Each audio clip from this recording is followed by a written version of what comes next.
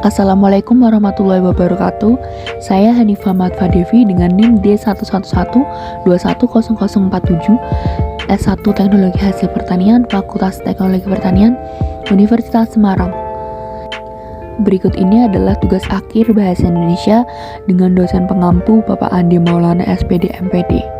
Di sini saya akan membahas tentang pendidikan yang ada di Indonesia. Pendidikan merupakan tulang punggung masyarakat yang mana memiliki dampak signifikan terhadap politik, ekonomi, dan kesejahteraan suatu negara.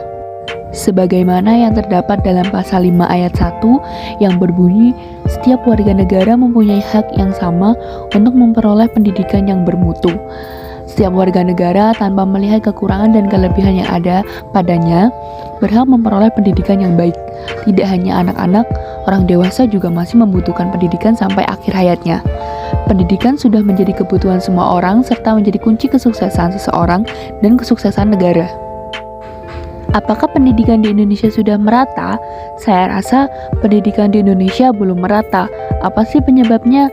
Perkembangan pendidikan di Indonesia secara dinamis berkembang mengikuti zaman, contohnya pergantian kurikulum belajar yang berlaku. Tujuan dari perubahan tersebut agar kurikulum di Indonesia menjadi lebih baik dan pendidikan di Indonesia makin maju, tidak tertinggal oleh negara lain. Akan tetapi terdapat juga permasalahan pendidikan di Indonesia. Pendidikan di Indonesia masih belum merata karena ada beberapa wilayah di Indonesia yang tingkat sumber daya manusianya masih rendah. Saya rasa hal ini terjadi karena kurangnya akses pendidikan ke wilayah-wilayah yang jauh dari jangkauan, misalnya di Papua. Media pembelajaran yang belum memadai, serta sistem pendidikan di Indonesia yang dinilai belum menguntungkan guru dan dosen dalam hal kesejahteraan, di mana guru dituntut untuk terus mengasah keterampilannya dan meningkatkan kualifikasi, tetapi gaji yang diterima juga kerap tidak sepatan dengan tuntutan. Hal ini menjadikan terbatasnya sumber daya guru. Di sini peran pemerintah sangat penting untuk mengakselerasi pemerataan pendidikan di Indonesia.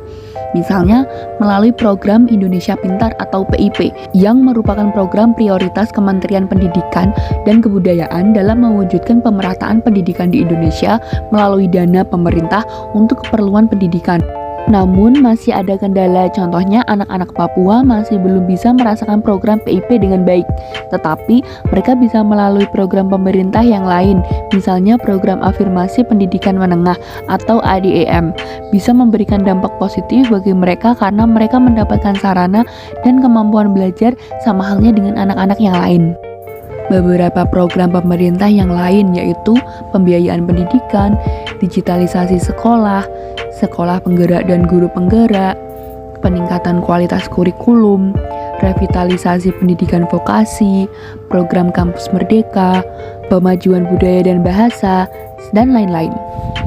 Dengan demikian diharapkan program-program pemerintah ini sebagai upaya pemerataan pendidikan di Indonesia bisa memberikan dampak yang positif untuk kesejahteraan negara dan memenuhi hak mereka untuk mendapatkan kesempatan belajar. Sekian yang dapat saya sampaikan, kurang lebihnya mohon maaf. Saya ucapkan terima kasih. Wassalamualaikum warahmatullahi wabarakatuh.